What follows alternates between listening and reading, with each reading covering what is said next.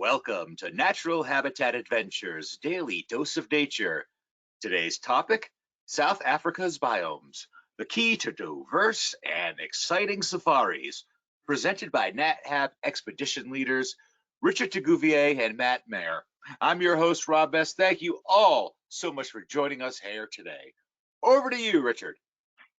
Thank you very much, Rob, and welcome, guys. I'm so excited to be back here with my partner in crime, Matt, and we're going to be discussing a bit about biomes. I'm an expedition leader who's been doing a lot of Africa for NatHab for going on 8 years now, and I will let Matt introduce himself and start our awesome talk today. Thanks, Rich, and thanks, Rob. Yeah, always great to be back with Rich. We've done several solo presentations and webinars over the last couple of weeks and months, so it's always good to have the team back together. I've also been with NatHab for going on 5, 6, 7 years now, and I've been guiding in South Africa for going on 20 years. And so to get to speak about all of these different biomes that we are fortunate enough to guide in and guide through and immerse ourselves in and interpret how nature corresponds with our guests is quite something. So rather than being all about the big megafauna and just the vegetation, we're going to dive deep into these specific biomes and the interconnectedness between the flora, the fauna, the geography, and the geomorphology of all of those. So tonight, to start, we're going to start off with something that a lot of people don't often think of when they think of Africa. Africa is always that dry savanna with the umbrella thorn tree and the dust and the wind and all of that. But forests, in South Africa, forests they do make up the smallest size out of all of the biomes that we're going to be talking about. But the forests in South Africa comprise of Afro-montane forests and then the sand forest up in the north eastern part of South Africa. So a forest essentially is defined as an area that is chiefly inhabited by woody vegetation, by trees. Your people's first thought often when they think about a forest is a rainforest, and that is a different definition whereby it is essentially an area that is covered almost between 95 and 100% by leaf material. So there's almost no sun that reaches the canopy floor. So we've got, in South Africa, we've got these pockets of forests, the biggest of which is the Knysna forests and the Knysna, Amatoli, and Tsitsikamma forest down in the southwestern part of the country. And those are interesting. They're very close on the coast, and they're different to the Drakensberg and the sand forests up in the northeast, in that they are a lot more low-lying. So they're some of the lowest lying rainforests in the world, and certainly in Africa. They sit, or not rainforest, Afro-montane forest. They sit at about between sea level and 300 meters, and they are well-watered catchment areas sitting on the coast at the mouth of rivers coming in from the southern edge of the Drakensberg Mountains. There are a lot of, and specifically in this area, the most unique animal and the most, endemic, or reason for conserving this area are the forest-adapted elephants.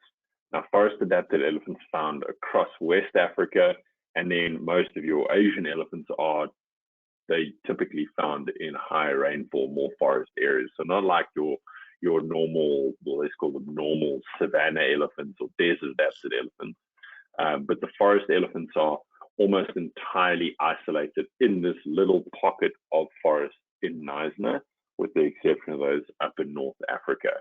And then your leopard is also a very specialized forest-adapted predator. You really don't find lions or cheetah, wild dogs, that kind of thing in these forests. Now,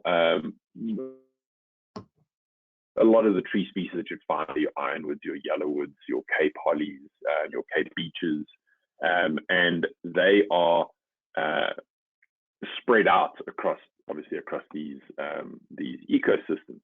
The one different thing between this, the Knysna forest and the Afro-Montane forest and the Drakensberg mountains and the sand forest is that the sand forest is essentially like all forests are singular, almost eco, or what do you call it, organisms. But a sand forest, they place different species in different areas. And one of the things that the sand forest is known for, now this is in northeastern Kwa-Zulu, Natal, so northeastern South Africa on the coast. The sand forest in this region is a forest that it was historically a dune forest, but it's been separated from the coast by more than 100 million years. So this area has evolved separate from its ancestors for 100 million years. And any separation like that in a small confined environment leads to a higher level of endemism than a lot of other places that are connected to their, let's call it, mother ecosystem. So the sand forest here in this region comprises about 2,500 individual floral species, of which 10%, so 230 species, are endemic to this forest. Now, one of the things that allows that to happen is that they cut themselves off from fire. In this region, fire is a major source of I would say vegetation movement, vegetation adaptation.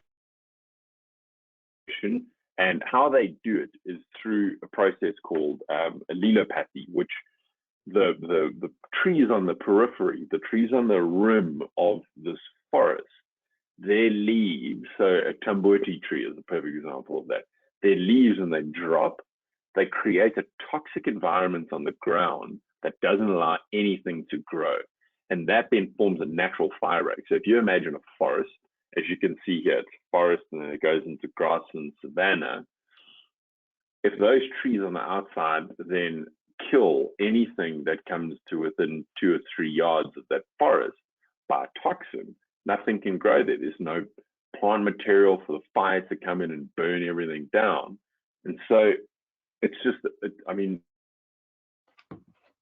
and the epiphytes, the orchids in this forest, there's one at the top right-hand corner there. This is an epiphyte that grows in the trees, but it's one of the few places in the world where you'll have terrestrial orchids. You've got orchids growing on the ground, because usually an epiphyte attaches itself to a tree and it lives off the environment around it. It gets its moisture out of the air and its nutrients out of the air. And so there's no reason why an epiphyte should live on the ground. But this sand forest is one of the few places in the world where you'll find epiphytes actually living on the ground. So over to you, Rich. All right, so I'm going to take that away and one up your forest. I'm going to talk about a biome that's even cooler than forest, and it's called the Fynbos. It's actually synonymous with the Cape Floral region or Cape Floral Kingdom.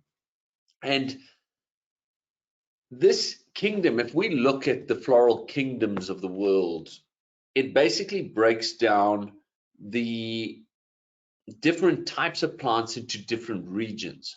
And why this is so cool is we can see the different types across here, but this little spot over here, this little purple dot in the bottom of Africa, is the only place that we find the Cape Floral Kingdom. And it covers only about 6.7% of South Africa. So there's very little point down in the Cape here, influenced a lot by the climate in the area. It's a Mediterranean climate, meaning it gets winter rainfall. And this is also caused by the different ocean currents, which I'm going to talk about when we get into marine, and the Cape Fold Mountains, which Matt is going to talk about when we get into mountains. So none of this stuff is separate, although it holds and hosts different parts of things. Now, it has the largest number of species, plant species in South Africa, being 8,700 different types of plants. And within that, this is all contained within one country. This whole region is contained within one country. It does spread a little to areas like where we travel to on our hidden South Africa trips, Marataba, which again we'll touch on in the mountains, but on the tips of that mountain and on some places in the Drakensberg, this type of flora has spread out and really created some magical spaces very far away from its native point, much like Matt was talking about with this habitat split. So one of the very cool birds that we get is this Cape sugarbird with a long tail. Many different types of flowers are proteas, very pretty flowers that occur in these areas. And where it gets really interesting is that when we look at the richness of this flora, it surpasses a lot of the richness of any other of the floral kingdoms, including some of the subtropical forests around the world. It has more diversity than those areas, and over a third of all plant species on the planet fall within this thing. Now, because it's such a small area and it's so impacted by human growth, our cities moving out, taking over areas, alien plant vegetation moving into it, 3/4 of what we call our red data book, which is our endangered species list of plants, is from this floral kingdom, this Fynbos floral kingdom. We have these beautiful daisy-like flowers and the magnificent Table Mountain in the background. Definitely worth a visit when you come out to these things.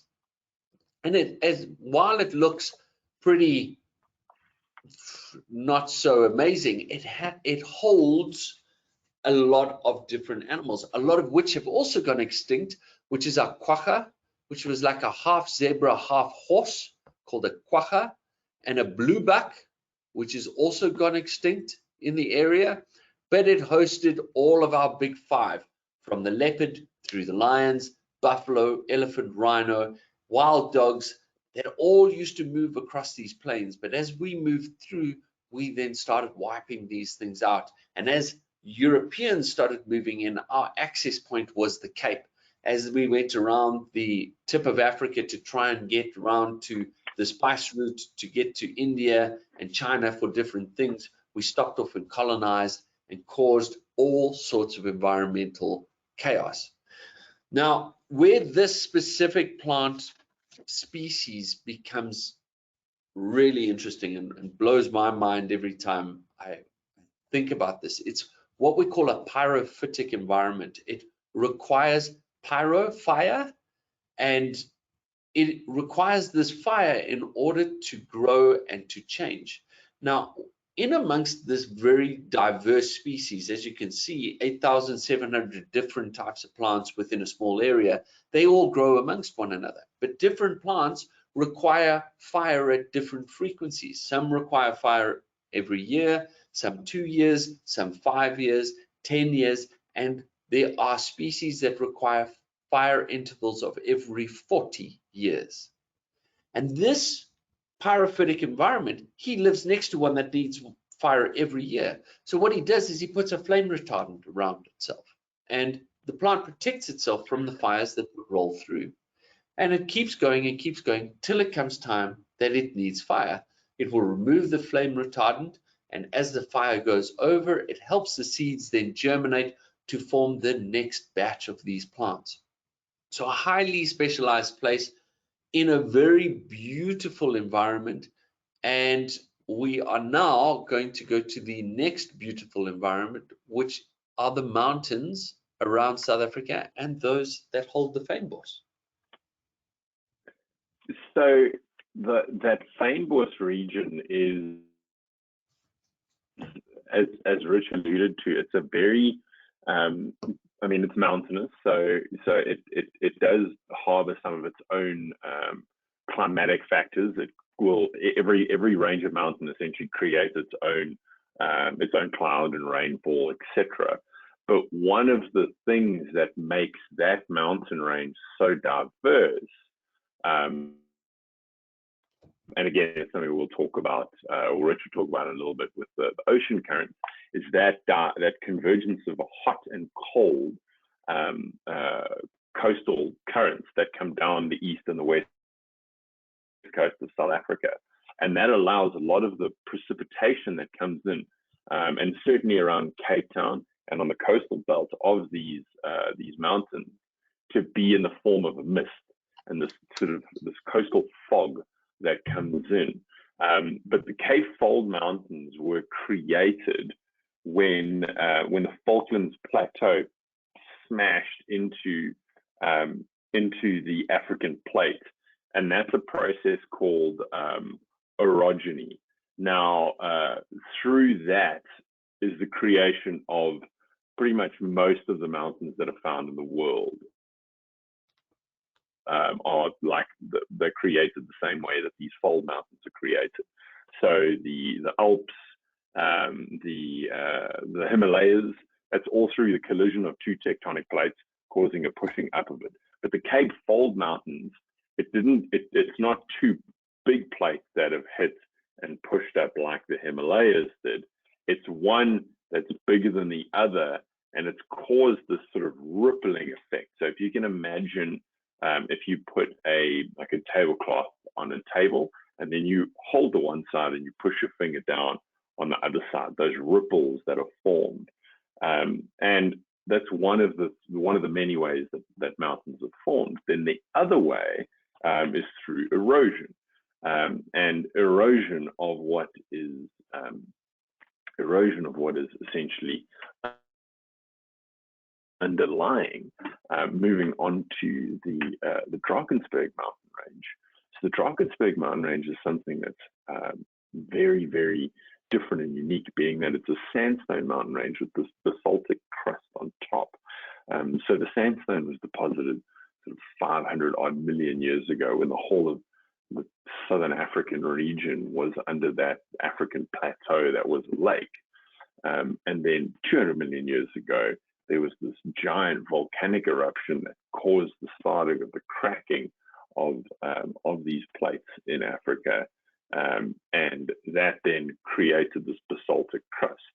And then as the rainfall has fallen on the mountain range over the last 200 million years, and as the draining of this giant lake has occurred, it's eroded down. So you've got this crust on top, this basaltic crust, and sandstone underneath. So if you look at the Drakensberg Mountain, it's just a series of buttes and buttresses and these very, very steep cliffs that give it almost this face. And that's where its name comes from. It's got the Drakensberg, the Dragonsburg. It looks like the back of a dragon, the tail of a dragon. And that's all through wind and all through water erosion, much like the mountain range of the Waterberg, which is up in northern South Africa, in an area that we go to on our in South Africa of Marataba. Now, that is another form of erosion, but it's erosion of a different rock. So there is sandstone on top, sandstone at the bottom, but then you've got this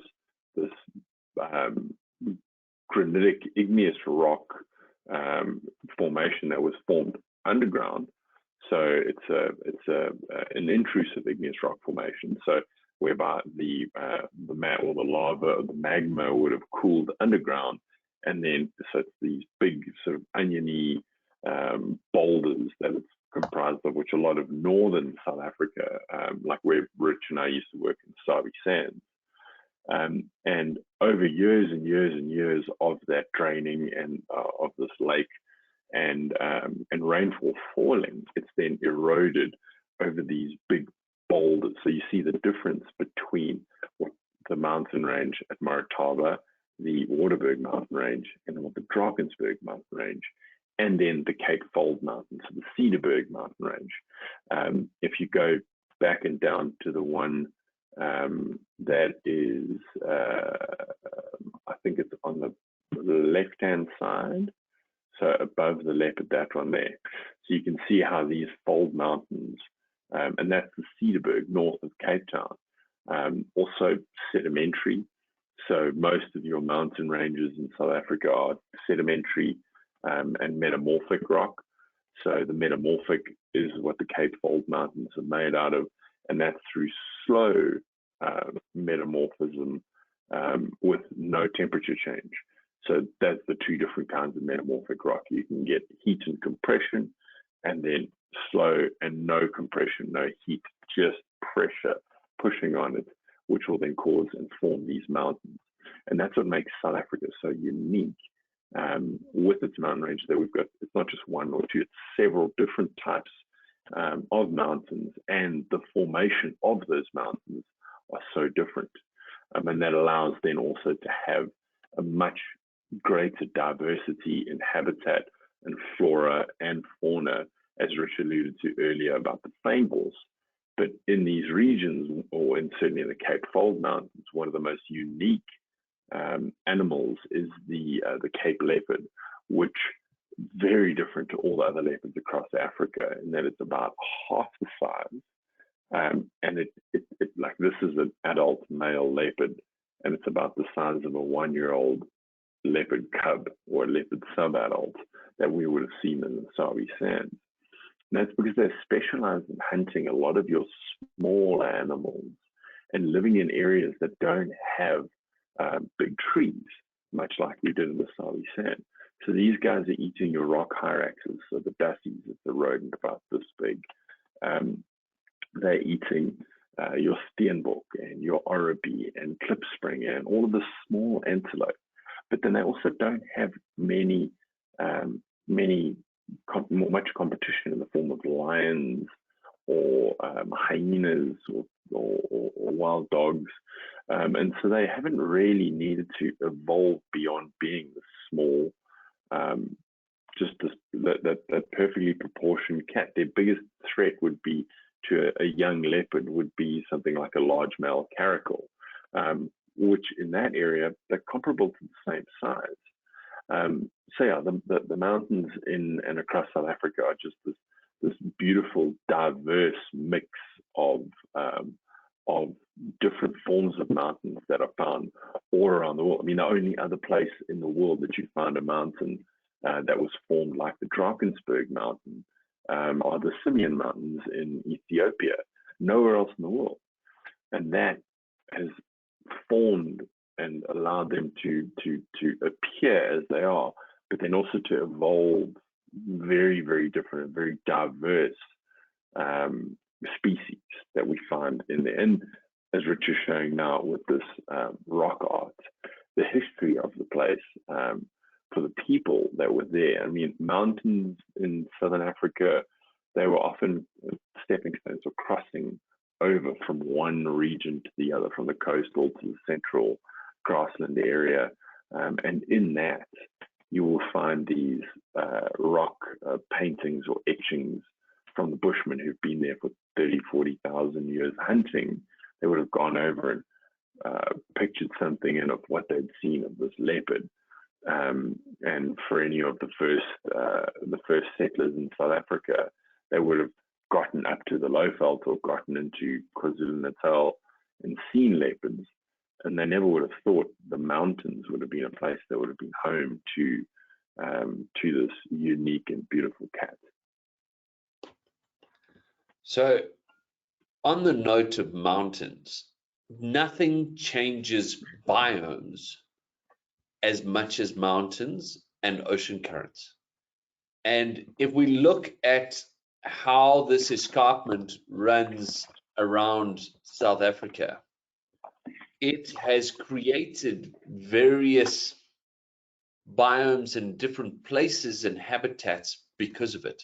So we think about the forests that Matt showed were all along the edges of the coastal belt here before the rain hits the mountains and then drops it down. Everything moving inland, and we'll look at this when we get to deserts, is then drier on the inside here. And it makes such a difference. But our biggest biome that we have in South Africa is our savanna biome. And savanna biome is very much a mixture, almost to equal parts, depending on the type of savanna, because it's quite a broad term, savanna, from more grassy to more woody, but ultimately it's a balance between trees and grasses. And whilst I alluded to the fact that Fynbos was a pyrophytic environment, so is savanna. Savanna requires fire from time to time to clear out woody species and open up spaces for grasses. And because of this balance between grass and trees, you have this immense biodiversity that comes along with it. And the seasonal change is quite extreme. If I think about going to the gorillas in a rainforest, the one thing that is constant is that the temperature doesn't vary a hell of a lot. You have a wet season and then a really wet season.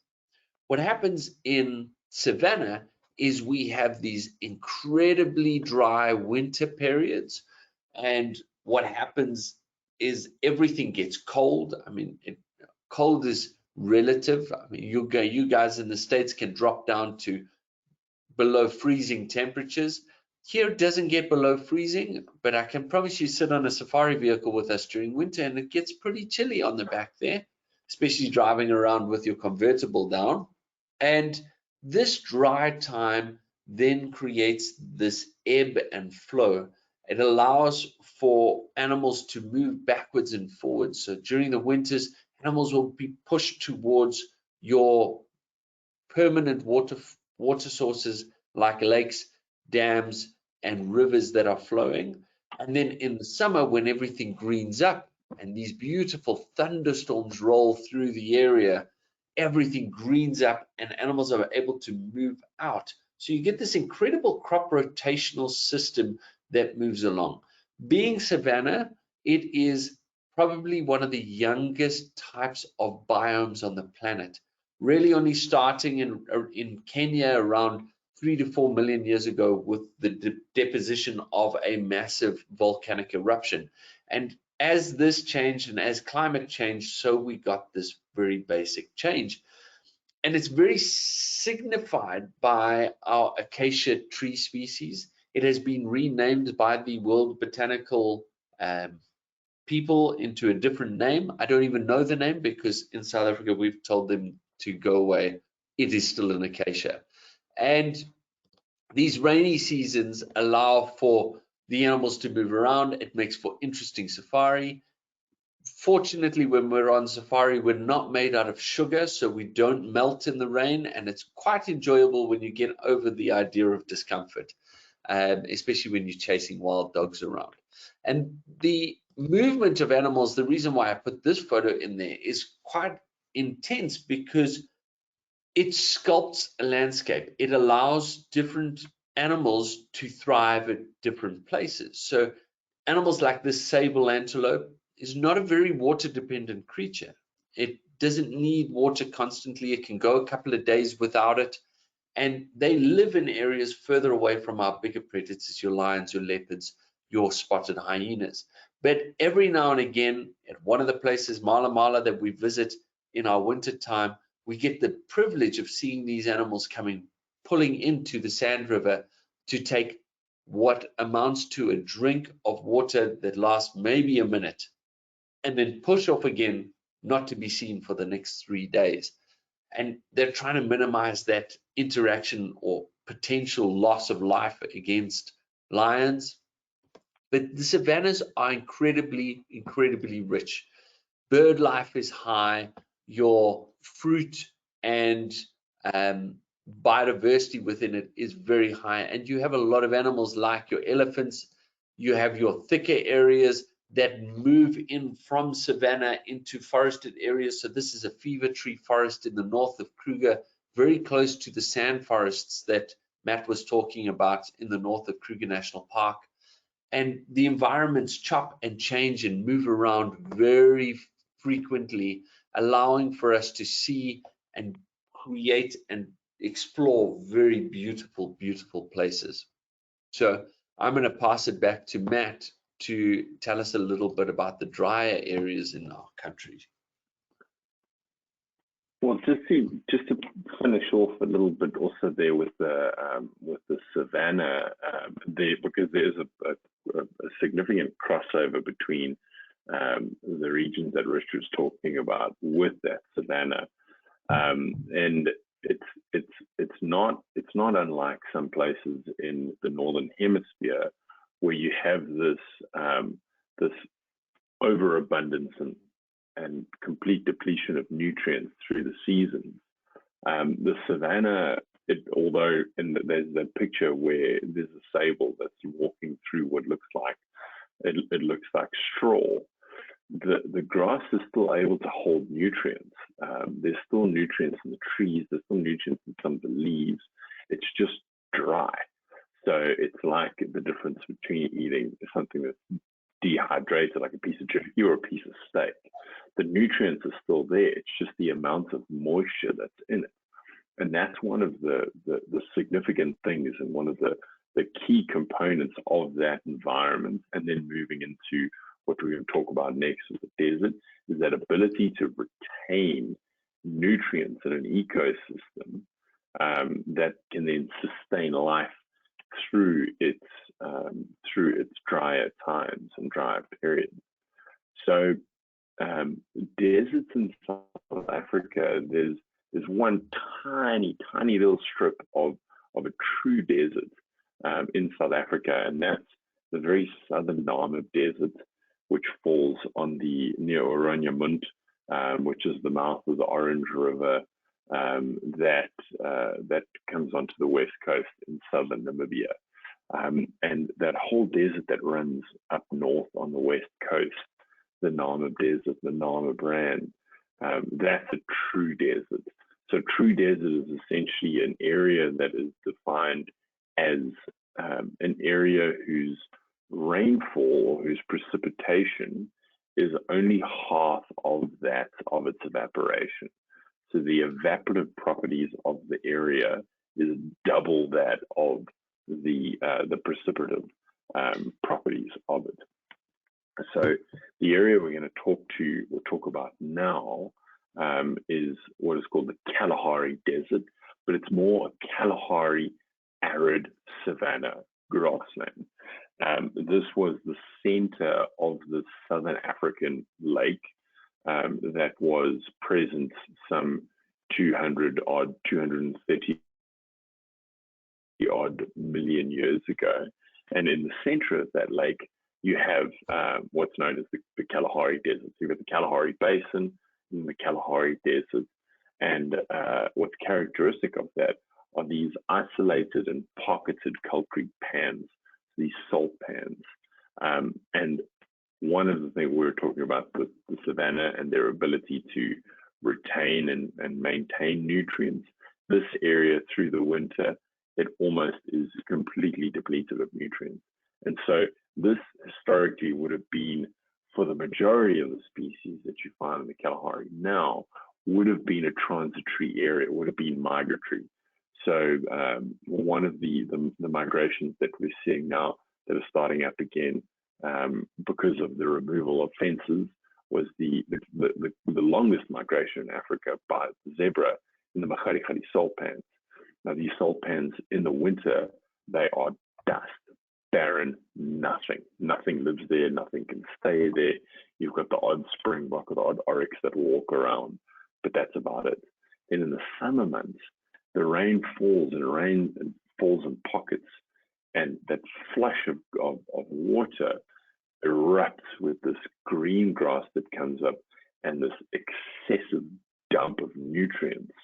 And that's the algae that then lives in these pans. So the algae lives in the pans, deposits nutrients, takes their photosynthesize, and they then leave remnants of nutrients, like essentially a micro compost. But then that'll grow, animals will come and they'll chomp all the grass down for 2 months, and then they leave, and nothing stays there. So you've got this remarkable ecosystem of animals that have adapted to this movement and pushing around of nutrients.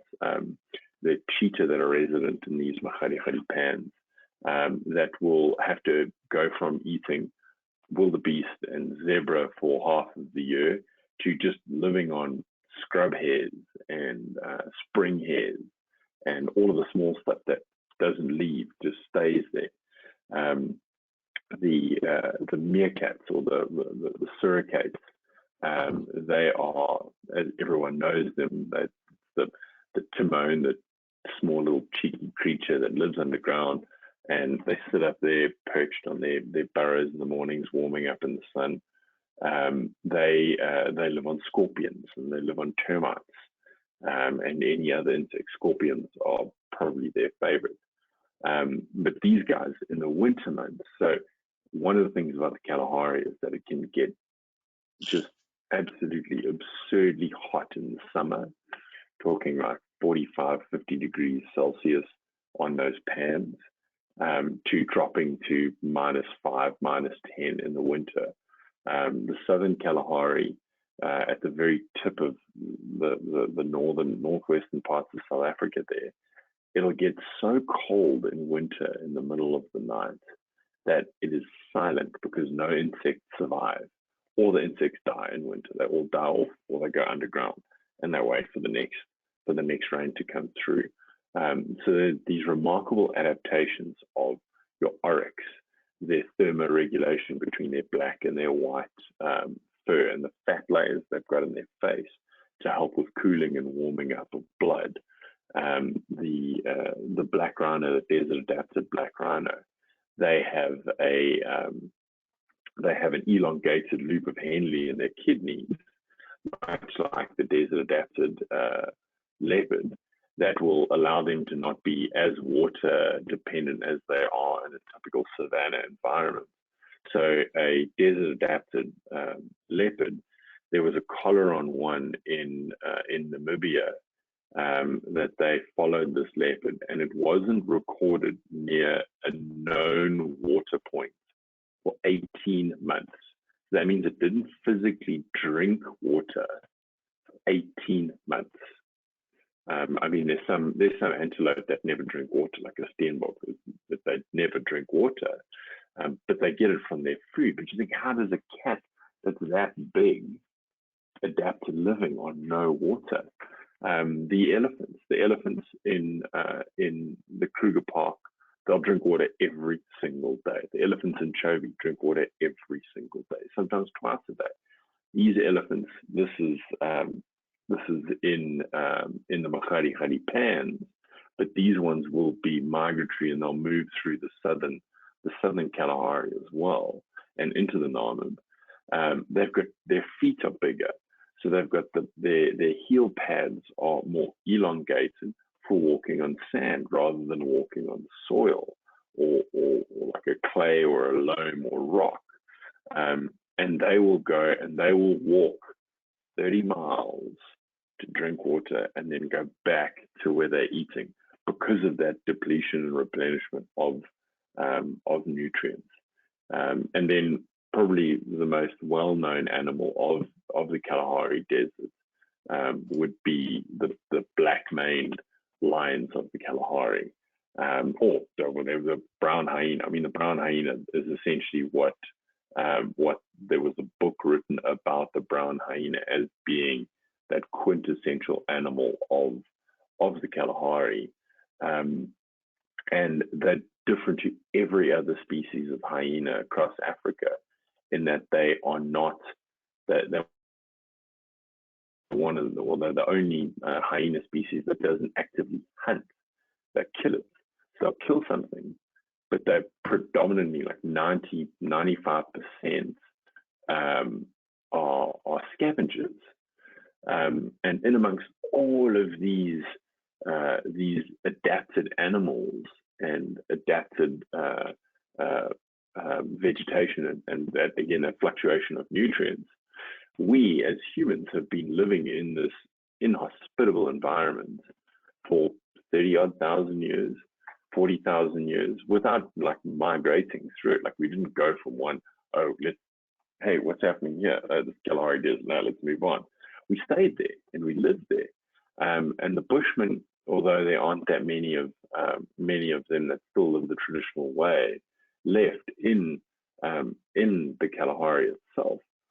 But these guys lived in harmony with nature. They took what they needed, and they gave back what they didn't need. They wouldn't go out and excessively hunt for the sake of hunting. They would only hunt typically in winter when the nutrients were scarce. There weren't bulbs and tubers and things for them to dig up and eat. They used to also eat scorpions. They would eat just whatever was there, but they would only hunt for the most part in winter. And they would go, and one family would hunt. They would hunt one animal, and they would eat as much as they could, try and preserve a little bit, but nothing went to waste. They used the bones for a lot of tools that they have. They would use horns for ornamental purposes. They use the hide as clothing, etc. And so that is probably for me the most remarkable thing about the Kalahari, is that adaptation to that excessive fluctuation of nutrients that you don't find in the savannah. And the savannah is it's right next door, they're neighbors. And that goes back and ties into what Rich was saying a little bit earlier about how the mountain ranges, that U-shaped mountain range of South Africa and Southern Africa, has shaped everything, because that mountain range essentially holds in all of the moisture on the southern and the western and the eastern side, and north of it is nothing. But the savannah at least gets a little bit of the drift over from the northern Drakensberg, but then they've also got the rivers running through it. Whereas the last river to be running that would be a river coming from a mountain range was the Okavango River, and that was cut off by the same tectonic shift that created the Victoria Falls. And so that's what started the Okavango Delta, and that's the northern Kalahari. So you've got this spit of land in the middle of Southern Africa that doesn't have any water source feeding it, only the rainfall that falls there. And then you've got this barrier of mountains that stops most of the rainfall falling in there. So there's just a remarkable ecosystem that's adaptation coming out of its ears. What blows my mind about desert, and you talk about that adaptation, is how much goes into it. There was one of the world's largest migrations occurred between the Kalahari, and Matt was talking about the zebra that were moving around here between the Delta and the Chobe down to Machari, but there was around 10 million animals. Yes, you heard right, 10 million antelope that used to move from this nutrient deficient area in the winter and move down to the Karoo Desert or the Karoo semi-arid region in South Africa. And then in the summer, when the rains came again, they would move back up. And there is a account of Prince Albert coming out to do a birthday hunt where they got 3 of the local tribes to surround this herd of part of this migration, and they shot out 40,000 head of animals in one sitting. They just sat there and shot them, and then turned around and walked back to go eat other foods that had been prepared for them at camp. And you think about the environmental impact that 10 million hooves and pooping animals have on an environment. We don't even know how much of a change has occurred because of all of this. And only people like the Bushmen, and a lot of people say it's un-PC to call them Bushmen. I spent a lot of time with a family of Bushmen, and they believe that they should be called Bushmen because they are people who live in line with the bush. Like Matt was saying, they're adapted to it, they use it, they don't take more than they need, they never, they leave what they have to. There's accounts of Bushmen even going in and chasing lions off of a kill to steal to take a leg and then leaving the rest for the lions, and then walking off and carrying on with their daily lives. So this is a very set environment, and a lot of what we have spoken about already has hugely been impacted by ocean currents. And there are two ocean currents that prevail and drive this change in weather around South Africa. The cold Benguela current, which comes up from Antarctica, hits up towards Cape Town and then pushes up the west coast of Africa, which leaves that little belt of desert. I'm going to go back to it again, that Matt was talking about along the eastern edge here. This is the main reason why this is so dry, because this cold current does not allow for a lot of evaporative rain to be pushed over into this area. And this area survives basically on a mist that rolls over this area. And the animals have adapted to this mist, where there are beetles that will literally sit with their butts in the air like this, wait for the dew or the mist to cling to them and create water droplets, which then flow down to their mouth so that they can drink on a daily basis. And this ocean current, cold water, is great for fish. So there is an incredible amount of fish and fish life that occurs along this end. Then from the other side, the equator, there's a current called the warm Mozambique current that pulls down from the equator all the way down the east coast, creating this beautiful warm water which lifts up and creates more and more rain. And because of where it ends up here with Cape Agulhas, where the mixing of these two occur, just to the right of it is where that Tsitsikamma forest occurs. So it's the crossover between our Mediterranean weather around Cape Town, this winter rainfall, and our summer rainfall in the rest of the place. That crossover point is where we get all year rainfall in the Tsitsikamma rainforest. Now, this warm water obviously has a great space, not so much for the fish life, but our coral life. And again, where these crossover points created, it creates very unique environments that go along with it. Now, there is one of the greatest migrations of fish on the planet, which is called the Sardine Run, and it's been called the greatest shoal on Earth. So there are two different types of sardine, or the same sardines, but ones that have got used to warmer water and those that have got used to colder water. And what ends up happening is there's an upwelling of cold water briefly up the edge of this coastline where there's normally warm water, and this attracts all of these Pacific sardines to move across to where this upwelling is, because there's nutrients there to be had. And you literally have between tens of and hundreds of millions of fish moving up the coastline, and it is chaos, because every predator from everywhere wants to get in on the action. So you have sharks and dolphins creating and coming in, barreling in. You have all your pelagic bird species coming down and raining, literally raining from the sky like missiles, coming down to get into these shoals and these bait balls, which are pushed up from the bottom. And it's effectively an ecological trap, because what ends up happening are these cold water ones that are more adapted to this cold water start pushing up and keep going up, but they're just going to warmer and warmer and warmer water. That kills it. And it is, like I say, an ecological trap. It is a migration with zero benefit. It is nature's control mechanism to make sure that the numbers stay level.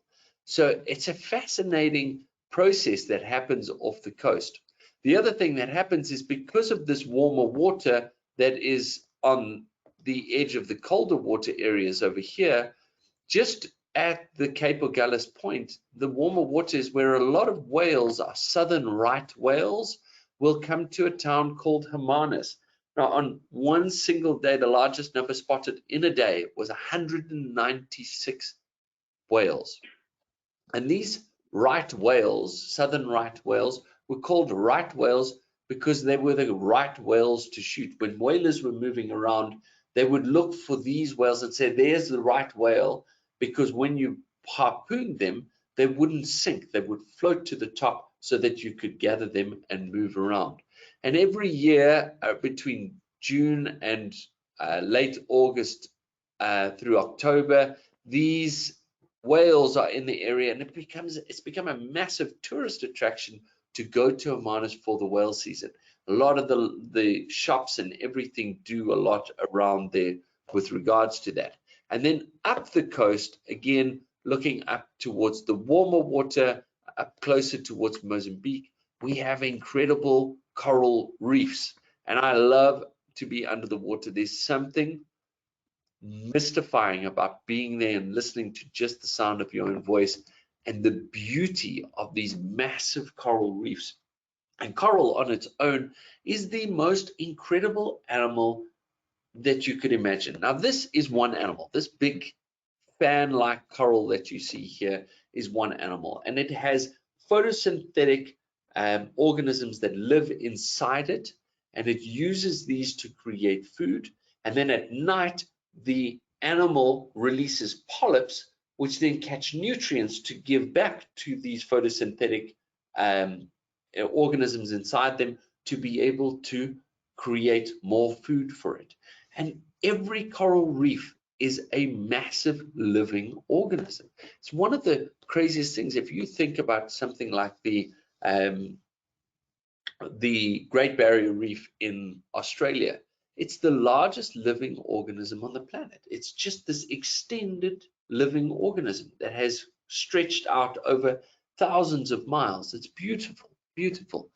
And a lot of the time when we spend out there, I've got this video that I'll show you of me cruising with some dolphins.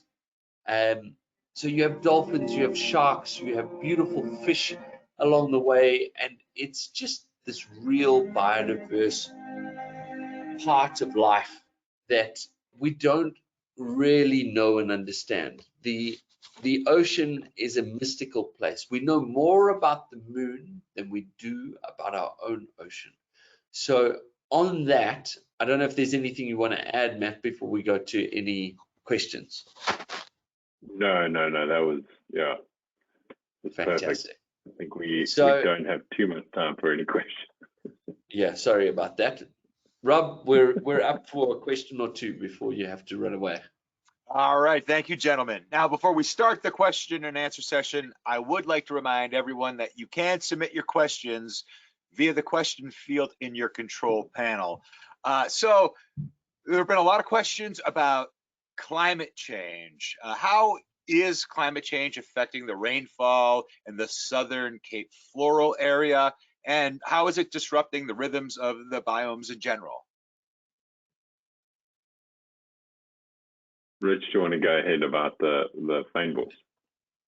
So that whole area, very recently, we had, just before COVID, funny enough, we came to a point that we were calling day zero because there was so little rainfall that the water sources for Cape Town itself were literally 90, I think it got down to about 85 days away from the taps running dry. There was no more water. And there's no doubt that climate change is having an effect on every single one of these biomes. One of the very interesting parts about Savannah is they found that more trees are growing, more woodied species are growing now to try and offset the carbon. So the earth is making a plan to try and fix the problem that we're putting out into the world. And the Fynbos doesn't have as much of that thing. And when it's dry like that, the regularity of fire shouldn't be too often. As much as there's species that require it more often, it still needs that balance. And now, because it's so dry and human habitation, we are getting massive runaway fires, just like in California, that are wiping out massive tracts of this land, on top of us developing in these areas and causing more and more chaos. On a marine side, the warming of oceans is causing a bleaching of corals, where these animals are literally expelling their symbiotic relationship with this photosynthetic organisms, causing them to go white and then die because there's no way to create food. Matt, tell me a bit about the forests in the mountains and how they're being affected in the desert. I mean, the mountains, obviously, because they're that catchment area and they do rely on that consistent rainfall. They much like the Fynbos, where fires are, yes, they're an integral part of it, but the frequency of those fires and the intensity of the fires is more frequent and more intense. And then what Rich was saying a little bit about the savanna environment. So savanna environment, you've got grassland, mixed woodland, savanna, and then thicket, essentially. And that drawdown effect of nature trying to correct the amount of carbon that's in the atmosphere. Woodier species hold carbon much better than non-woody species in terms of like your grasses. Grasses still hold carbon, but not as much as a tree. So we're losing, I mean, we've pretty much most of the grasslands in South Africa, which we didn't talk about tonight, because we've lost most of them to agriculture. But a lot of the savanna is turning into now a higher density of woodier vegetation, and that will then outcompete the grass species, the sedges, the forbs, etc., that rely on being part of a grassland or a mixed savanna rather than a woodland. And so the savanna is shrinking. And then in the desert, it's that frequency and intensity of rainstorms. I was in the southern Kalahari last January, and we got their 4 months worth of rainfall. We got it in 6 weeks, because that's in the temperatures. The temperatures are getting, the midday temperatures are getting higher. So it's not going to be your evaporation and then precipitation and evaporation and precipitation over several months. It's evaporation, precipitation, evaporation, precipitation. So the water doesn't have enough time, and then also more enough time to settle in. But then if you've got any wind that's coming, that regularly cyclical motion of these little micro weather patterns, the evaporation comes, the wind blows it away, there's no precipitation back in that region. And that's what a lot of that is happening, where because of that shift from the mountains onto the ocean, onto the Namib Desert, a lot of it's being shifted onto the ocean. So you've got this beautiful fresh water that should be falling onto land that will then replenish water holes and basins, and all of that is being pushed out into the ocean and being essentially turned into salt water. So yes, all of these biomes are being hugely impacted. And some will, there's the appearance of, oh, the savanna is doing really well, there are lots of trees growing in this, but it's depleting the biodiversity of that region, because that's not the way it's evolved. That's not the way it is adapted into being what it is, essentially. Great, thank you for addressing that, gentlemen. So where in the Kalahari can you see the black-maned lions? Does Nat go there? Yes, so we've got on a couple of our Botswana departures, we go to several of the camps. I don't think so much in the central Kalahari, but certainly in the northern and eastern Kalahari, in the Makgadikgadi. The black-maned lions are seen there. And then also in South Africa, an extension that can be done on one of the Southern African departures is to go to a place, a reserve called Swalu, which is one of the largest, it's the second largest singly privately owned Big Five game reserve in Southern Africa. And there they've got the black-maned Kalahari lions. But these ones here, this was taken in the Makgadikgadi. And yeah, they're just, and these are young males.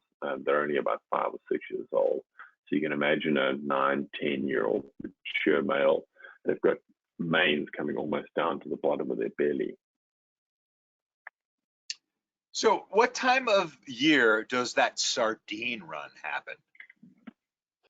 So that's normally around May, June, if I'm remembering correctly. I'm drawing a blank now. Help me out here, Matt. Yeah, it's when the Benguela current is at its coldest.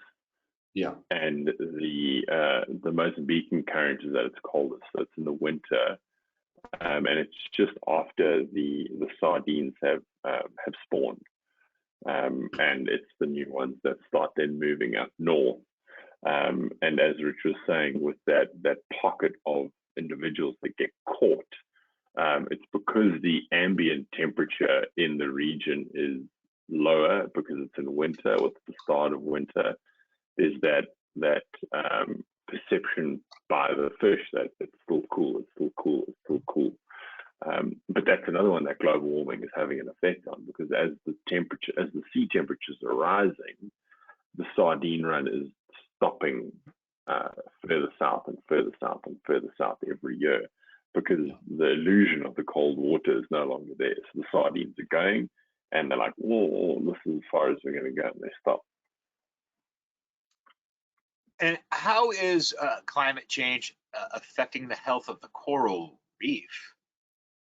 Yeah, so that's a huge thing, and there is a magical documentary called Chasing Coral on Netflix that one of our videographers that does a lot of work with natural habitat actually was part of the filming team. Really spectacular to watch. They explain it much better, but as the water warms up, effectively what the corals, these animals, are doing is getting rid of their photosynthetic partners, literally ejecting them, because they're going, "Oh, I've got a cold, I need to get rid of you." So their bodies are trying to fight what's causing this heat. It's like a fever. So they get rid of these things, and if the water temperature doesn't settle, they literally just become skeletons and die. So, excuse me, what is the best place in Kruger to see the lions and leopards? And will NatHab take me? Yes, absolutely. Yes. Our Hidden South Africa trip is world class for lions and leopards. Specifically, this location that the photo of the hyena was taken at is called Mala Mala. It is our last stop. We spent 3 nights there, and it is one of the premium game viewing areas that you could imagine. And Matt worked there for a long time. Most trips there will amount in at least a few lions and like 5 or 6 leopards in your time in 3 days, and everything is habituated and most of the time next to your vehicle, so you get a really up close and personal, incredible experience while you're there. Wow, that's exciting. Well, unfortunately, gentlemen, that's the last question that we'll have time for today. So I'd like to hand it back to you guys for any closing comments you have. Awesome. Thanks so much, Rob. Yeah, thanks to everyone for tuning in today. Thanks to NatHab and the WWF for allowing us this platform and for hosting us, and to allow Rich and I to share our passion and our life's work through this avenue during these times when we can't travel as much. But now things are lifting. A lot of the regulations that have been put in place over the last 18 months are starting to lift in countries where you no longer need PCR tests to arrive and things. It is travel is reopening. So come on over and visit us. But yeah, thanks everyone. Thanks NatHab, WWF. Thanks Rob. And as always, thanks Rich. Matt, you rock my world, man. Thank you, Rob. Thank you, NatHab, and thank you all of you for listening in. Again, like Matt says, let's go. Travel's open. Life's getting busy. Let's get out and travel and see some amazing things. So have a wonderful day. Matt, Richard, thank you so much for taking the time for presenting to us today. And I'd also like to thank everyone who tuned in today. Now, if you're interested in information on how you can travel with NatHab, give us a call at the number on your screen or send us an email at info@nathab.com. Our adventure specialists are happy to help you out. Join us tomorrow for our next Daily Dose of Nature. You can check out this week's lineup, including registration links, on our website at nathab.com/webinars. We did record today's presentation, and we will have the replay available on our website soon. With that, I will conclude the webinar. Goodbye, everybody. We will see you next time.